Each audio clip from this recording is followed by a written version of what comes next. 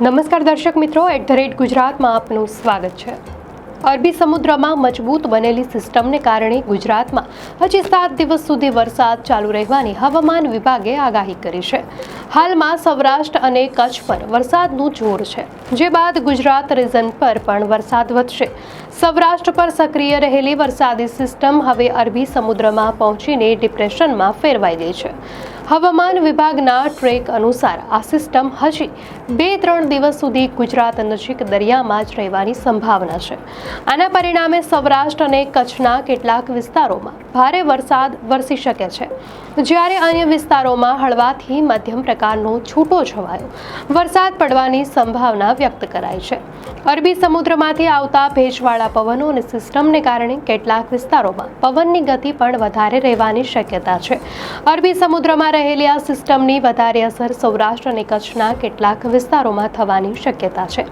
ખાસ કરીને અમરેલી, પોરબંદર, જૂનાગઢ, રાજકોટ, ગીર સોમનાથ, દેવભૂમિ દ્વારકા, જામનગર અને કચ્છના કેટલાક વિસ્તારોમાં વરસાદ પડવાની શક્યતા છે અને એકાદ બે જગ્યાએ ભારે વરસાદ પણ થઈ શકે છે, જ્યારે સુરેન્દ્રનગર, બોટાદ, ભાવનગર અને મોરબી જિલ્લાના વિસ્તારો તેમજ ઉત્તર ગુજરાતના વિસ્તારોમાં વાદળો દેખાશે અને કેટલીક જગ્યાએ હળવો વરસાદ પણ થઈ શકે છે।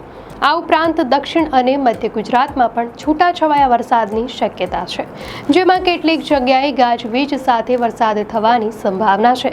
ગુજરાતમાં એક તરફ ચોમાસાની વિદાયની શરૂઆત થઈ હતી, પરંતુ બંગાળની ખાડીમાં બનેલી અને મજબૂત થઈને ડીપ ડિપ્રેશનમાં ફેરવાયેલી નવી સિસ્ટમ આગળ વધીને ગુજરાત પર આવતા ફરીથી વરસાદની શરૂઆત થઈ છે।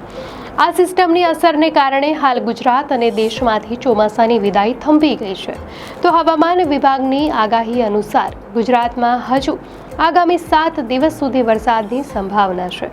હાલની સ્થિતિ પ્રમાણે સૌરાષ્ટ્ર અને કચ્છના વિસ્તારોમાં હજી 2 દિવસ સુધી વરસાદનું જોર રહેશે, જે બાદ ઘટી જશે।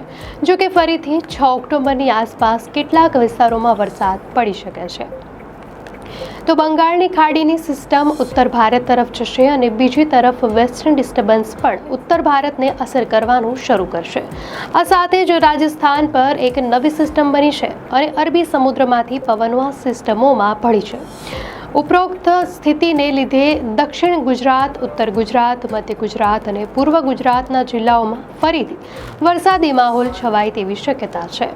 ગુજરાતમાં 8 ઓક્ટોબરની આસપાસ વરસાદી ગતિવિધિઓ ધીમી પડવાની શક્યતા છે, જે બાદ રાજ્યમાં ચોમાસાની વિદાયની ફરી શરૂઆત થાય તેવી સંભાવના છે। તો અગાઉ 16 સપ્ટેમ્બરના રોજ ગુજરાતમાં ચોમાસાની વિદાયની શરૂઆત થઈ હતી, પરંતુ હાલની સ્થિતિ પ્રમાણે ભાવનગર, અમરેલીના કેટલાક વિસ્તારો અને દક્ષિણ ગુજરાતના જિલ્લાઓમાંથી હજી ચોમાસાની વિદાય બાકી છે।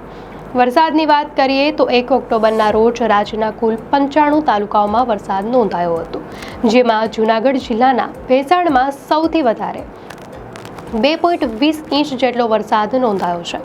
આ ઉપરાંત અમરેલીના રાજુલામાં 1.26 ઇંચ, પોરબંદરના કુતિયાણામાં 1.6 ઇંચ અને ગીર સોમનાથના કોડીનારમાં 1.6 ઇંચ જેટલો વરસાદ નોંધાયો હતો। અન્ય તમામ તાલુકાઓમાં 1 ઇંચ કરતાં ઓછો વરસાદ પડ્યો હતો। આ હવામાનની સ્થિતિને જોતા આગામી દિવસોમાં ગુજરાતના વિવિધ ભાગોમાં વરસાદી માહોલ જળવાઈ રહેવાની સંભાવના છે। દર્શક મિત્રો, આ માહિતી આપને કેવી લાગી? આપની પ્રતિક્રિયા અમને કોમેન્ટમાં ચોક્કસથી જણાવશો અને જો આપને આ વિડીયો સારો લાગ્યો હોય તો વિડીયોને લાઇક કરો અને ચેનલને સબસ્ક્રાઇબ કરો।